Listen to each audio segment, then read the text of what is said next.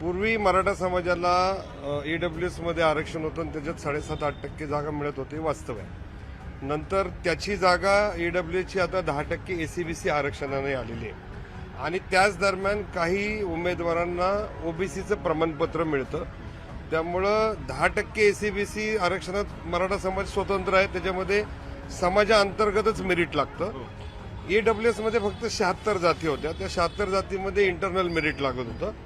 आता जे लोक कुणबी प्रमाणपत्र काढतील त्यांचा 19%च्या ओबीसी प्रवर्गामध्ये समावेश होईल आणि ओबीसी प्रवर्गात असलेले एकूण जातीमधले जेवढे उमेदवार विविध प्रकारच्या भरतीमध्ये भाग घेतील त्याच्यामध्ये इंटरनल मेरिट लागणार आहे आणि त्यामुळं ओबीसीचा जो कट ऑफ आहे तो सध्या हाय येतोय, तसा एससीचा पण हाय येतो आणि ईडब्ल्यूएसचा तुलनात्मक मराठा समाज त्यातनं बाहेर गेल्यामुळं आता ती जागा मुस्लिम कम्युनिटीतल्या काही जाती, लिंगायत असतील किंवा